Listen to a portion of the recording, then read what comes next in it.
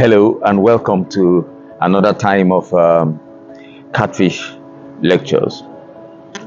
Um, Today I'm actually going to talk on the challenges, some of the challenges and liabilities in catfish farming. You know that most times people want to go into a business, and then all they want to know about the business is how profitable it is. Many times the aspect of challenges in the business is avoided, or not even bothered about knowing. Nobody wants to go to that area. Why it is important that you must know about challenges in a business is so that you can prepare for the challenges. If you know nothing about the challenges in a business and go into it, definitely the challenges will arise, and then it will sweep you off your feet, and then most probably cause the end of your business, or stagnation of your business, or even not allow you to make profit. Many people get frustrated at this point because they never envisaged that they will be having such encounters. There is no business that is without challenges and hazards. Catfish farming has its own share of challenges, liabilities, and hazards. Number one, in the catfish business, you have to understand that one of the challenges is time. It takes a long time for you to get to harvest or maturity from when you stock fingerlings. There are two stages, as a matter of fact. One is the stage where you harvest at melange level, that is drying size, when your fishes are about 200 grams, 300 grams to 500 grams. This can even take about 3 months and 2 weeks from stocking stage, when you stock your fingerlings. 3 months and 2 weeks is not actually a short time for somebody who is expecting something to come out of his or her business immediately. So if you are not prepared for this challenge, it will sweep you off your feet. Now, even if you do to table size, say from 700, 800, 1 kg and above, you are looking at 6 months to 7 months, depending on your handling, management, and feeding method. But definitely, you are looking at 6 months. 6 months is half a year. Not many people can wait that long, especially people who did not even know that it takes such a time. Okay, so this length of time can actually become very frustrating for the ignorant people who never knew that this is what the business entails. It's long. It's quite long. It's a business that takes a long time for you to harvest. Okay, that's one of the challenges. You have to know it, and you have to train yourself how to be patient and wait. Okay. Number two challenge is this: catfish farming is extremely demanding. I mean, it will take all of your time. Okay, you need to have time for catfish farming. Now, many people try to cut corners by handing over the business to somebody else, and that can ruin your business. It can cause a lot of hard work and setback. Catfish farming needs you. It needs you to be there. It needs you to look at what you are doing. It needs you to give your attention to it. It needs you to give your energy to it. You need passion. You need resilience. You need commitment and all that.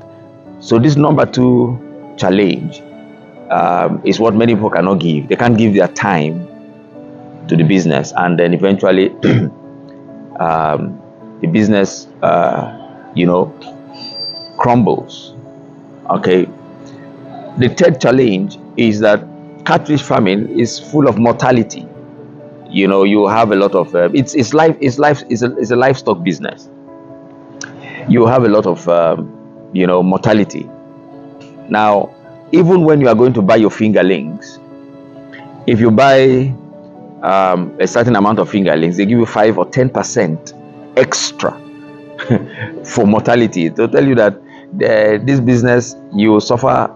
Your fish is dying. They will die. So that is to say, one of the challenges you'll be facing in this business is that if you stock, say, about 500 pieces, depending on how you handle it and all that, you might end up maybe harvesting about 3,000, 3,500, 4,000. It all depends how you handle your business. But no matter how you handle it, there will be mortality arising from sickness, mortality arising from them cannibalizing one another, swallowing one another, losses arising from birds, these kingfisher birds, ingrid birds, these white birds with long beak coming to pick your fishes.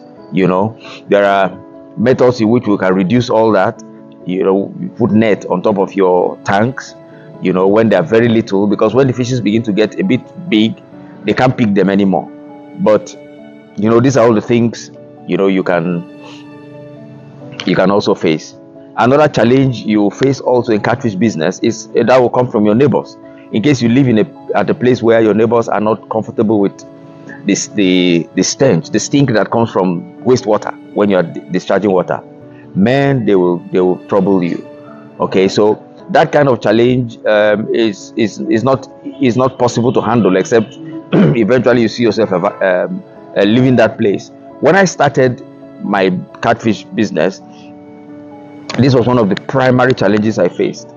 Neighbors complaining. I had to move like 4 times, different places before I got to this place I am now. I mean, it's crazy. That challenge from neighbors is hectic. So you must have to expect that also coming. Another challenge is that it is capital intensive. You have to keep pumping in money for you to get what you want. Now, because of this, I tell people, I said, do not stock more than what you can handle, because the idea is, if I stock plenty, I'm going to sell plenty and I'm going to get a lot of money. That is not good. If you stock plenty, you are going to spend plenty. And catfish is not something like you will not feed them for some time. After a while, they begin to lose weight, so everything you have put in will waste away, and this is very bad. So you have to consider the fact that it is very capital intensive, and stock much lesser than the amount of money you want to start with. Don't stock exactly the amount of money you want to start with. Stock much lesser. Please, I hope you're hearing me. Stock much lesser than the amount you have that you want to start your business with, because it is extremely capital intensive. Okay. Another challenge you are going to be having is the challenge of sales. After harvest, you are going to have a challenge. You are going to have this challenge with people who are coming to buy. These market women that sell to people, they will definitely try to dupe you. And most of the times, because you are just starting, you fall victim once or twice or thrice to this thing before you stabilize. Don't let it discourage you, because everything in business gives you better experience. Okay, so but if you meet people who have gotten some experience in this area, they might tell you what to do even before you sell. Okay, so these women will not dupe you. They will not come and buy you something from you so low, and then you end up losing a lot. And then another challenge you are going to be having, a lot of challenges you are going to be having, is also that of theft. For those of you who are not present much in your business, they'll steal your fishes. Forget it. They'll steal your fishes. Even if you put your relatives there, they'll steal. Now, catfish business is so tempting because at every stage your fishes are, they can be sold. Even when you bring them that they are small fingerlings, they can be sold. You see some of these very terrible people. If you regularly come to your farm, they will be watching you. Once you leave your farm, they will come when they know you are not present and start to tempt your workers that you have left there. Tempt them with money. They will say, bring fish. They will buy, and they will buy and pay and go for very low price. So remember, I said every stage your fishes are, they can be sold. Fingerling stage, post fingerling stage, juvenile, post juvenile, jumbo, whatever. They can be sold at any stage. Even if you are, if you have a hatchery, your fishes can be sold when they are, strong enough fries, like 2-3 weeks. They can be sold out. Okay, so theft is another challenge. You have to be extremely careful. Watch out for theft. Some people have put CCTV cameras in their farms. It has helped a bit, but you know how people are. They will look for a way to steal. So that's some of the challenges you have in the business. So I want you to know this, prepare for it, because it's always good, like I said earlier, for you to know stuff like this so that it enables you to prepare for it before you go into it. Not just about how much am I going to make, what is the profit margin like, blah blah blah and all that. And I have to tell you the truth. I've been saying this over and over and over. Farming is not oil. You are never going to be crazily rich from farming. Yes, you can service some bills, but you can't be that, like they say, rich. No, it's don't deceive yourself. Okay, so this is as much as I can take for today.